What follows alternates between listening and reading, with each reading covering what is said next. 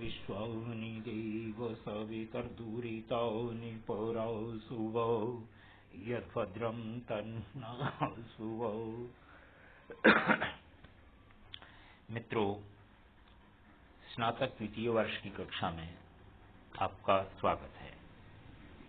हम सब संस्कृत विषय में अभिज्ञान शाकुंतल पढ़ रहे हैं और अभिज्ञान शाकुंतल पढ़ते हुए द्वितीय अंक के 3 पद्य कल तक पढ़ चुके थे। उससे आगे आज पढ़ रहे हैं चौथा पद्य और उसके साथ मिलता हुआ एक पद्य। तीसरे पद्य को राजा अपने आप में विचार करते हुए कह रहा था कि इसने मेरी तरफ देखा, मुझे ऐसा लगा कि जैसे मैं आ सकता हूँ वैसे ये भी आ सकता है। इस तरह की भी चिंतन में लगा हुआ था। उससे पहले विदूषक ने अपनी बात कही थी, तो विदूषक फिर कहता है राजा की तरफ देख करके, अत्र भवान किमपि हृदय कृत्वा मंत्रयते अरण्ये मया रुदितमासीत्। राजा का मुंह देखते हुए, राजा की तरफ देखते हुए कहता है कि आप तो कुछ अपने मन में और ही सोच रहे हो। मतलब मेरी बात आपने सुनी नहीं, इसका मतलब मैं तो जंगल में ही रो रहा था।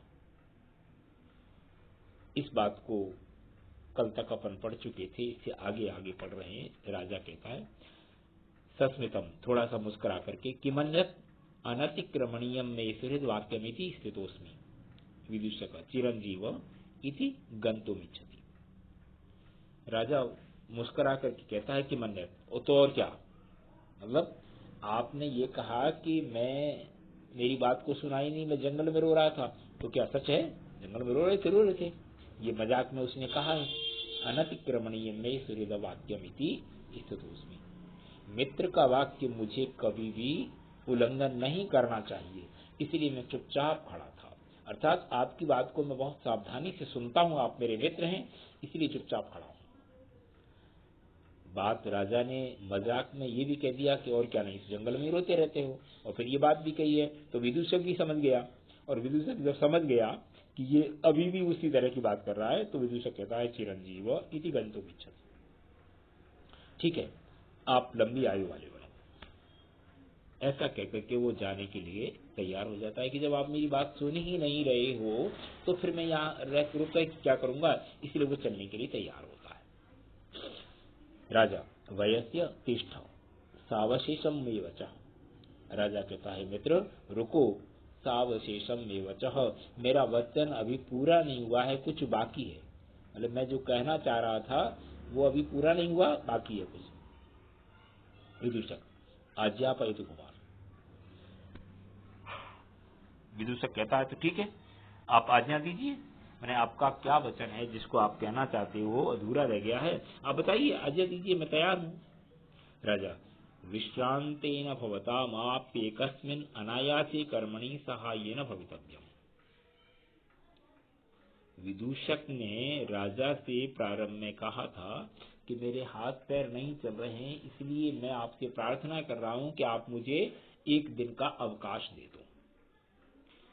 उस बात पर अब राजा कह रहा है विश्रांतेन भवता मयापि एकस्मिन् अनायासे कर्मणि सहाय्येन भवितव्यम्, कि ठीक है आपको विश्राम मिलेगा, लेकिन विश्राम के बाद आपको मेरे बहुत सरल से कार्य में सहायक बनना है।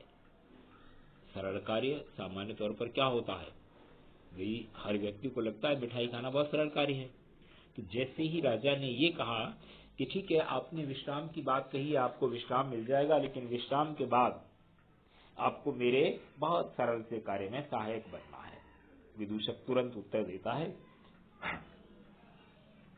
कि मोदक खादिकायम, तो क्या लड्डू खाने का काम है जिसमें मुझे आपकी सहायता करनी है?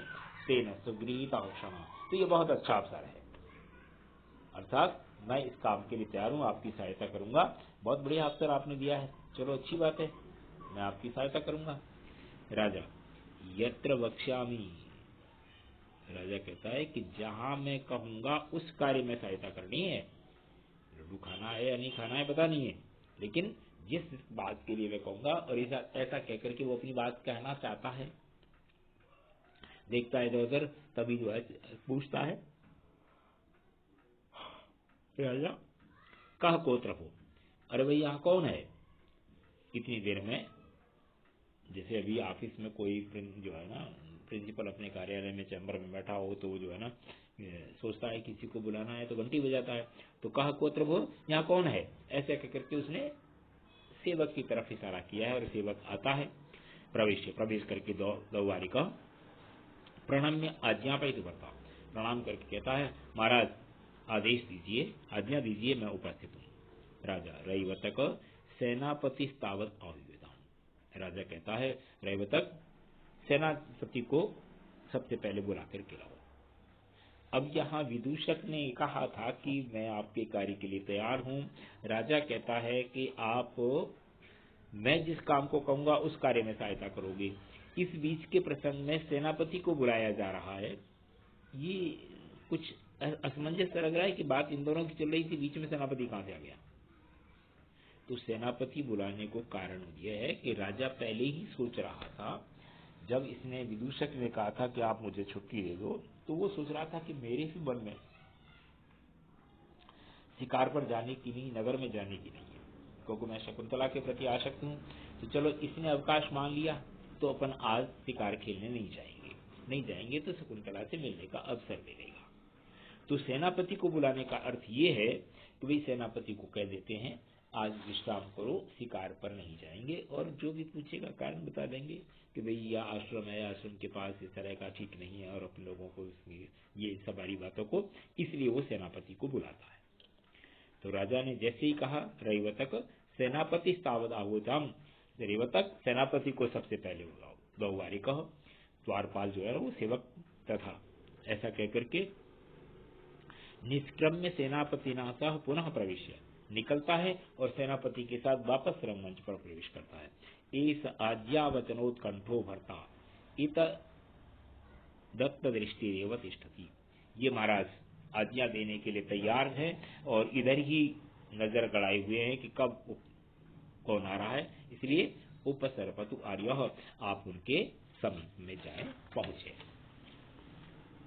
सेनापति राजा नाम अवलोक्य, सेनापति राजा को देखकर सोचता है दृष्ट दोषाति स्वामिनी मृगया केवलम गुण एव समृता,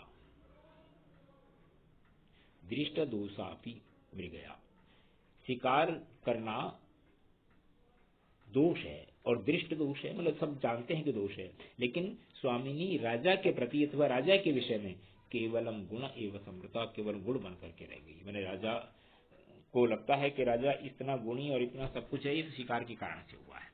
तथा ही जैसा कि देव महाराज प्रतीत हो रहे हैं, और अब वो कह रहा है अनवरत धनुर्जास्फालन क्रूर पूर्वम रवि किरण सहिष्णु स्वेदलेशैरभिन्नम अपचितमपि गात्रम जायतत्वाद अलक्ष्यम गिरिचर इव नागः प्राणसारम बिभर्ति।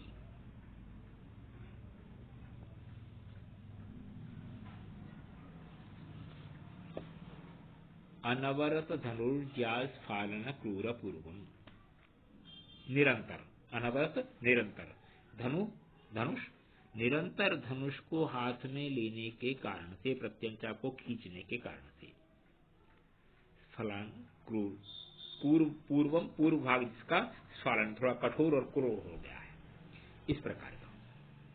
रवि किरण सहिष्णु, सूर्य की किरणों को सहन करने में, अर्थात गर्मी को सहन करने में तैयार हो गया।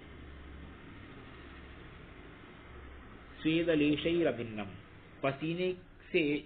पसीने का लेश मात्र भी उससे बिल्कुल अलग है, भिन्न माने अलग और अभिन्न माने साथ रहना, अर्थात पसीना उसके बिल्कुल साथ रहने वाला है, कहीं ठहरता ही नहीं है, रहित, पसीने से बिल्कुल रहित है, माने कहीं पसीना आ नहीं रहा है, ऐसी स्थिति बनी हुई है। अपचितम अपि, अपचित कमजोर,